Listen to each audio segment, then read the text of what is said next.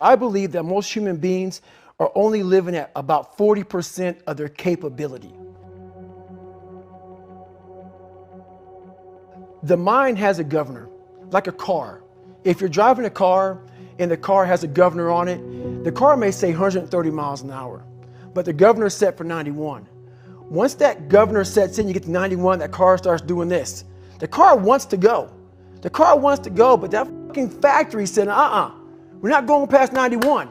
We have a factory, a nice governor in our brain, and it's a survival mechanism. It protects us from pain and suffering. The second we feel that shit, our mind says, oh no, this isn't fun. We should back off. We should sit down, find something more comfortable.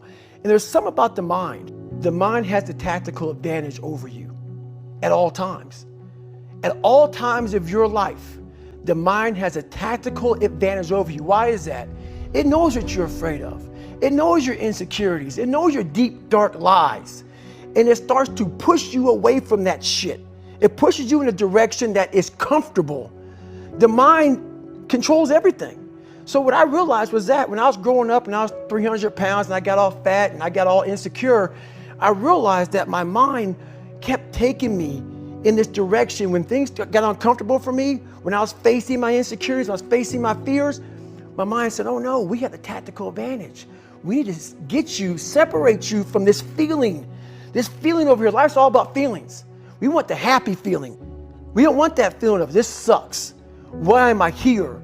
And you don't have any, so you can't answer those questions, so you leave.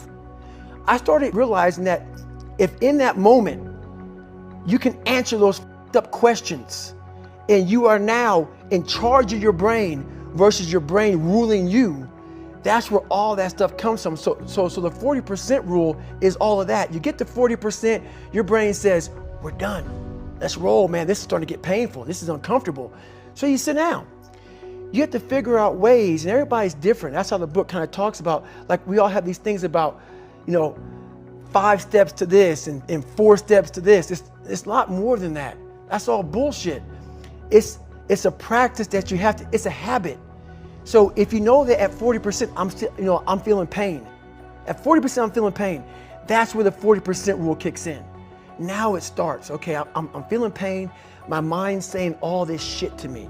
It's saying, get out of here, run, flee. The fight or flight kicks in. Okay, we're done. We're not good enough. It starts telling you all these things. You start to believe it because the mind controls all. This is the time where you have to gain control back of your mind. It's okay, let me see if I can go 45%. And once you start giving yourself more and more hope and start realizing, okay, the mind starts to be, okay, what are you doing? We're supposed to be going right and you're going left. You start then controlling your mind. Start finding more in yourself. And then it goes from 40% to a lot further than that. But that's the start of it though. Get to the spot where your mind is saying stop. Wherever that is, you gotta get there first. And then that's when that shit starts to work for you. You gotta control yourself in that moment. So a lot of people can live with themselves. That's the first thing. A lot of people can live with themselves, look in the mirror and say, I'm okay with being afraid. I'm okay with going on this easy highway over here. The easy highway has all these fucking signs and shit, directions, how to get somewhere. And you have to first be uncomfortable with how you feel about yourself. With that voice that a lot of us like to run away from, we all have it. We all have that voice that say, hey man, you're kind of wimping out right now. You're kind of being a little punk right now. But a lot of us say, okay, that's okay. It's okay to tell these little white lies to ourselves. So we first have to face the real you. The real me is David Goggins. The real me is a guy looking at you right now saying, I don't want to fucking be on this show right now because I used to stutter as a kid. And I'm afraid of that. I'm afraid that here in a second, I'm going to start fucking stammering and stuttering and the whole world is going to know that I have all these issues. But that's when I see right now, okay, Goggins, you got to go on this fucking show. That's Goggins. Goggins is saying, okay, David Goggins, you're a punk. Life made you this way. We can't live like this. We can't live in fear. We can't live in judgment. We can't be afraid of what the people right now are looking at me saying about me. We cannot be afraid of that.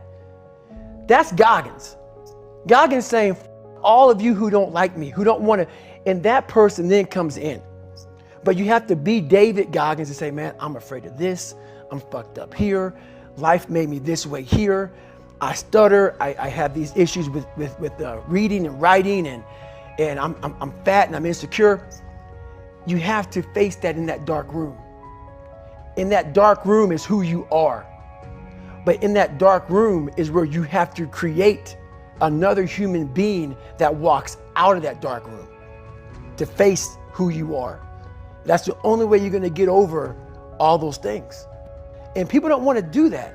They want to say, oh, don't call yourself fat. Don't call yourself dumb. If you're not real and raw with who the you are, nothing's going to change. And in this nice new world that we live in, we want to hear, you're just a little big. No, man, you might be fat.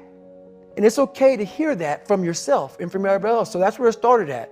And it's raw. It gets ugly sometimes with me in that mirror. But I'm also proud of myself to be able to tell myself that and then fix what's in that mirror. So the first thing about it is, once you realize it, and you have to realize it, you got to call yourself out.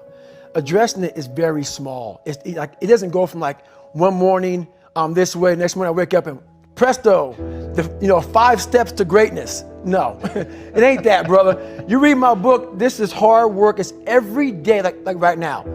I had to be honest with you, man. I'm even shaking right now being on this show. I'm a big time introvert. How you address it is you face it. You face it every day. You face it every single day of your life, where you say, okay, like if you're fat, you need to lose weight. It's patience. It's patience in this fact of accepting who you are right now. I'm fat. I don't like myself. Accepting the fact that if you lose 3 or 4 pounds, that's a huge accomplishment. You have to live in your own world. You cannot judge yourself. That's why social media and all these things are horrible. You can't judge yourself off of the so-called competition that we have made up in our mind. The things that, how people look, how people act, how smart someone is. This is a race that you run completely alone. A lot of folks talk so much shit about, hey, I'm going to change your life. I'm going to do this. I'm going to do that.